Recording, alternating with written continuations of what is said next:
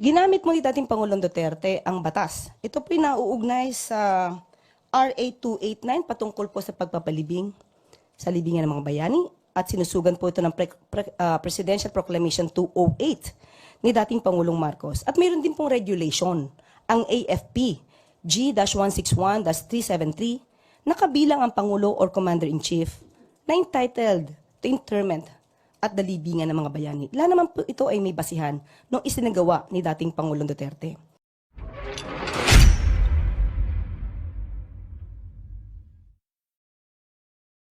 Yusek, magandang umaga po. May we have the palace's reaction on Mayor Baste's statement over the weekend saying na walang utang na loob si Pangulong Marcos kasi parang nakalimutan na yung tatay niya, yung nagpalibing sa kay former President Marcos Sr. sa libingan ng mga bayani. Your thoughts on this, ma'am? Yes, opo. As early as 2016, dati pa pong senador ang Pangulo ngayon.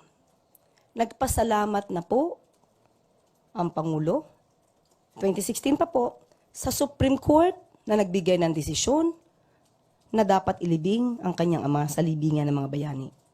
Nagpasalamat din po siya. At babasahin ko po ang mensahe. 2016 pa po ito na magpasalamat ang dating Senador Bongbong Marcos. And I quote, "We also would like to extend our sincerest gratitude to President Rodrigo Duterte as his unwavering commitment to this issue sustained us this past several months. Our family will forever be thankful for this kind gesture." Noon pa po sila nagpasalamat. At sinabi nga nila, forever silang tatanaw ng utang na loob sa napakagandang gesture ng dating Pangulong Duterte. Pero ang pagtanaw po ng utang na loob ay hindi dapat madiskaril at hindi dapat magtraidor sa batas at sa hustisya. Ginamit mo ni dating Pangulong Duterte ang batas. Ito po'y nauugnay sa RA 289 patungkol po sa pagpapalibing sa libingan ng mga bayani at sinusugan po ito ng Presidential Proclamation 208 ni dating Pangulong Marcos. At mayroon din pong regulation, ang AFP G-161-373 na kabilang ang Pangulo or Commander-in-Chief na entitled to interment at dalibingan ng mga bayani. Lahat naman po ito ay may basihan nung isinagawa ni dating Pangulong Duterte. Ang pagpapaaresto naman po o pagsusurrender kay dating Pangulong Duterte sa ICC ay meron din pong kaugnayan na batas at meron po tayong sinusunod na commitment para sa Interpol. Ngayon, hindi po dapat mahinto ng utang na loob ang pagpapatupad ng batas. Hindi po dapat traidorin, katulad ng aking sinabi, ang pagpapatupad ng batas, ang pagpapatupad ng commitment with the Interpol. Hindi po dapat na dahil lang kaibigan o dahil naging kasama, hindi na po tutuparin ang batas at tatraidorin na po ang konstitusyon dahil lamang sa utang na loob. Dahil basta sinasabi ito ni Mayor Baste Duterte ng tanong ng utang na loob, ito po ba yung ginamit kaya ng dating Pangulong Duterte nung i-appoint niya ang isang Chinese national na si Michael Yang bilang kanyang economic advisor? Hindi po ba ito pagtataksil? Dahil isang Chinese national ang in-appoint bilang economic advisor. Dahil din po ba ito sa utang na loob? Tanong lang po yan. Ma'am, is Malacanang or hindi po ba concern ng Malacanang with what's happening in Davao considering the huge support that Davao is giving to the former president? Ang mga taga Davao po ay Pilipino rin. Of course, tayo lang po, pati po ang palasyo, ang Pangulo, ay concern po sa nangyayari sa Davao. Pero ang tangi lamang po nating hiling ay sana po ay maging mahinahon at alamin po ang katotohanan. Yun lamang po, hindi po ba nagkaroon ng pagsasabi itong si Mayor Baste na sila daw ay i-raid yung kanilang bahay. Again, ito po ay walang katotohanan. Tinanong po natin si General Torre patungkol dyan kung mayroon pong operasyon ng pag-raid sa bahay. Kasi yun po yung sasabi nila palagi. Can we consider this as fake news? Can be. Uunahin ba natin sila idemanda dahil nagpakalat ng ganito? Pag-aaralan. Pero, nung sinabi po ni General Torre na walang ganong operasyon, hindi po ba ang sinagawa nilang pagsasabi na may pagre-raid ay nakagulo sa isipan ng mga taga Davao City. Sana po, yung mga kababayan po natin, lahat po tayo dito ay Pilipino. Magmasid lang po muna tayo. Yun lang po ang tanging hiling natin. Okay? Sige. Ivan Mayrina, GMA News. Related question, ma'am. Yes po. At what point does the government draw the line between free speech and inciting to some, maybe rebellion or sedition or overthrow of government? Yes. Kasi ho, may mga words were uttered in those many gatherings over the weekend. Minura po ang Pangulo, may mga maanghang na salita. At what point does the government draw the line? As we can say, the president is not onion skinned. Okay? Usually po, hindi po siya nadadala ng ganyan. Pero, kapag ka po, nandun na po yung elemento ng inciting to sedition, which is, of course, without any tumultuous uprising, but they are encouraging people to sow hatred to the government, to the president, then we have to step up How? by filing cases, complaints. But as of the moment, there's no indication on the part of the president that he will do that. And is it a cause of concern for the president na marami, hindi lang ho Davao marami hong mga lugar sa buong bansa na nagkaroon ng similar protest actions? Hindi po natin mawawala sa kanilang damdamin. Kaya po ay normal dahil po may naging pangyayari sa kanilang malamang iniidolo at panatiko po sila ng isang leader. Hindi po natin pipigilan ang kanilang pagsasabi ng kanilang mga damdamin. Huwag lang po sigurong lalagpas na magkakaroon po ng alarma at masasabi po natin na yan po ay sedition or inciting to sedition na po. Thank you. Ace Romero, Philippine Star. Yusek, the president's sister, Senator Amy Marcos, said she would seek a probe into the arrest of the former president. What's Malacanang take on this? Wala pa po, hindi pa po namin napag-uusapan yan. Pero kung yan po ang nais ni Senadora, she's free to do that. Will Malacanang be ready to send representatives in the event that such an inquiry pushes through in the Senate?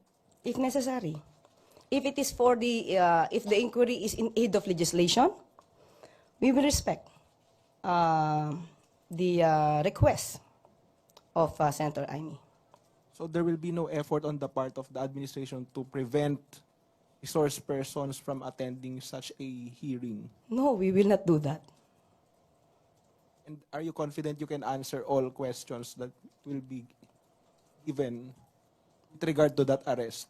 I believe because we just complied with all the requirements with the law regarding the arrest of former President Duterte. Salamat po. Christian Yusores, Radio 630. Ma'am, isa rin po sa mga nagbigay po ng statement against the government is former PNP chief and now Senator Ronald De La Rosa. Pinanatan po niya yung pag-arrest ng ICC through the Interpol.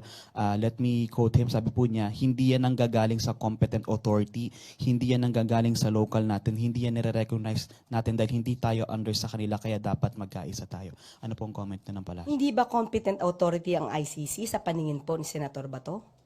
Sabi ko nga po, yan ay normal na manggagaling kay Senator Bato dahil isa siya sa maaaring makonsider na co-perpetrator. May takot on his part? Maybe. I cannot answer for him. Pero tandaan po natin, sa aking pagkakaalam, kung di ako nagkakamali, may narinig na din daw po siya na magkakaroon ng warrant of arrest. Kaya hindi po siya yata napunta sa Hong Kong. Hindi po ba, kung talagang alam niya na walang warrant of arrest issued by a competent authority, matapang po siyang sinamahan ang dating Pangulong Duterte. And as a matter of fact, dapat nga nauna pa siya kay Senator Robin pumunta sa Netherlands. Thank you po. Raquel Bayan, Radio Pilipinas.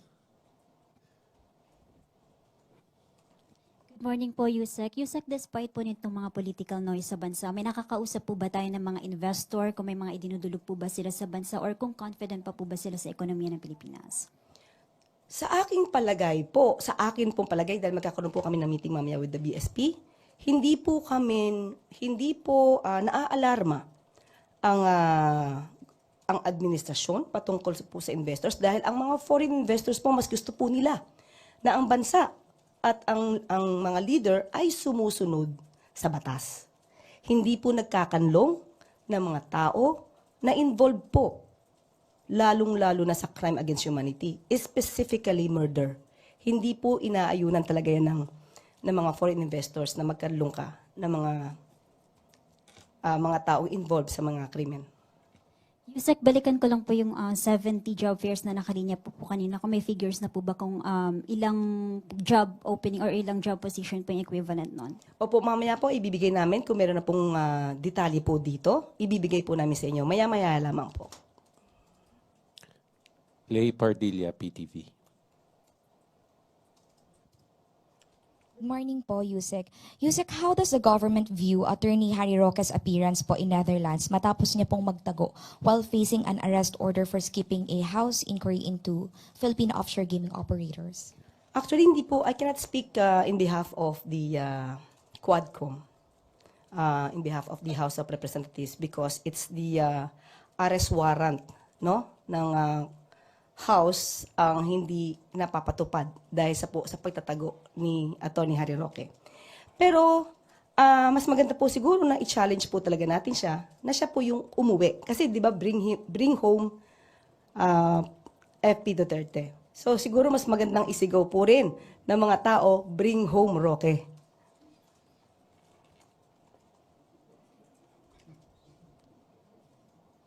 Nel Maribojoc, UNTV.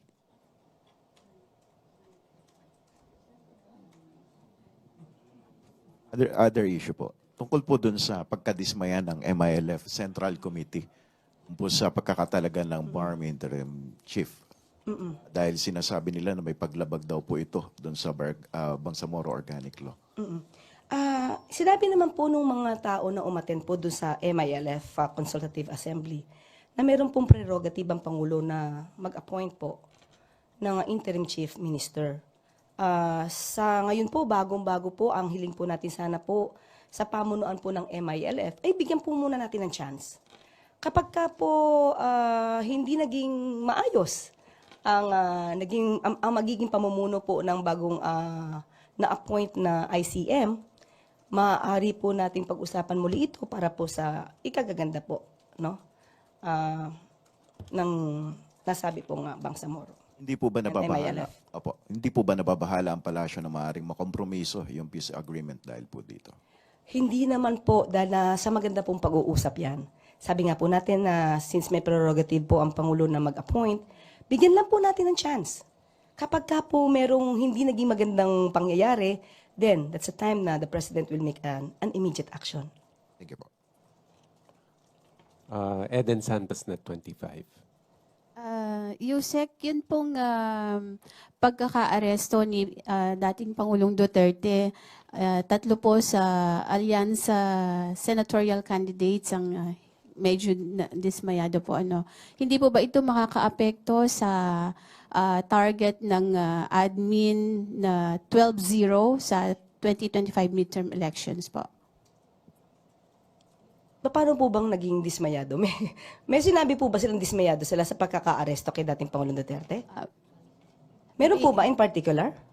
May statement po si dating Senator Manny Villar, and hindi po dumalo. Dating Senator Manny Villar? Apo. Hindi naman po siya tumatakbo.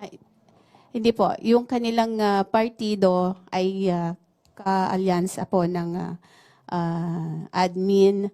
Si senatorial candidate Camille Villar, si senatorial candidate Pia Cayetano, and senatorial candidate Amy Marcos po ay hindi dumalo sa last campaign sa Tacloban, sa Leyte po. Dahil dun sa hindi po hindi nila nagustuhan yung or nalungkot sila dun sa pagkaka-aresto kay PRRD. Kung nalungkot po sila, hindi po natin saklaw ang kanilang damdamin. Isipin na lamang po nila, malapit na po ang eleksyon. Ito ba'y makakaapekto sa mga boto ng tao? Di ko po alam kung namamangka sila sa dalawang ilog at hayaan na lamang po nila. Hayaan na lang po natin ang kanilang mga damdamin na ganyan. So sa tingin niyo po hindi makakaapekto sa kabuuan po ng alyansa para sa bagong Pilipinas? Sa tingin po ng Pangulo, hindi makakaapekto. Hindi ko lang po alam individually kung makakaapekto. Sam Medinilla, Business Mirror. Good morning, ma'am. Ma'am, itatanong ko lang po kung ano po yung topic ng pag-uusapan later ng BSP with President Marcos po kung sakali. Wala pa po kaming agenda. Pasensya lang po. Meron lang po kami schedule na with the meeting with the BSP. Tapos, going po dun sa question ko, yung na-report po recently na foreign debt climbs to record 137.63 billion. Last year po, yung debt to GDP ratio raw ng Pilipinas medyo slightly higher compared dun sa target na 6.6%. Ang natala po 60.7%. For this year po ba, confident pa rin po ba ang Marcos administration na marireach po natin yung target natin na debt to GDP ratio for this year po? Of course, lagi po tayo dapat na positive. Ganun po. Despite po dun sa mga economic issues at geopolitical developments na nangyayari po. Hindi po kasi dapat nating isipin yung negatibo eh. Dapat lagi tayo mag-move forward para sa positive na mangyayari sa Pilipinas. Sige po. Thank you po. Last two questions. Christian Nel Salazar, RMN.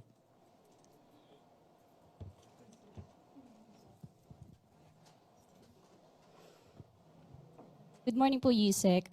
Any comments or explanation lang po sa Palace regarding sa 43 cases presented during the ICC hearing? Kasi as the basis of charges against former President Duterte, may mga confusions po kasi sa social media na malayo po yung datos doon sa 30,000 na laging binabanggit ng critics ng Duterte Ad. Okay, kasi po ang nagpresenta naman po ng mga ebidensya ay malamang hindi lahat naman po ng 30,000. So hindi naman po lahat, pag sinabi po natin na 30,000 talaga yung napatay according to the records, kung hindi po naman ito pa nabibigyan ng tamang materyales at pieces of evidence, hindi po ito didinggin. Ang normally po, kahit po dito sa Pilipinas, ang inaakyat lang po na kaso ay yung may mga dokumento na po at masasabi po na may probable cause. Pero yung combined 43 killings po sa prosecutor's case can still constitute po ba as crimes against humanity or may certain required number po para pumasok siya sa ganong kaso? Sa ano na po siguro yan? Sa pag-decision na po yan ng ICC. Wala na po kasi po tayong hawak dito. Yung government po ba nag-initiate din po ng independent investigation dun sa 43 cases before pa mapunta sa ICC? Ang pagkakaalam po natin, nagkaroon po ng pag-iimbestiga mismo sa Quadcom. Pero in particular na ang pamahalaan po ni Pangulong Duterte, in particular ang palasyo, wala po. Maybe po sa DOJ kung nakapagsampa na po ito ng mga kaso, yung ibang mga complainants. Malamang nasa DOJ po yan. Thank you po. Last question, Ann Soberano, Bombo Radio. Yusek, good morning. Pa-expound na lang po, Yusek, sana sa sinabi ni DILG Secretary Remulla na apat po sila kasama si Pangulong Marcos, Secretary Eduardo Año at Secretary Gilbert Chodoro ang nagplano po para maaresto si ex-President Duterte. Paki-ano na lang po yung circumstances at kasi parang ginagamit po ito, parang tinitwist po yung pagplano at makaliwat ka ng batikos po ang natatanggap ng mga nasabing opisyal. Thank you. Wala naman po dapat ibati.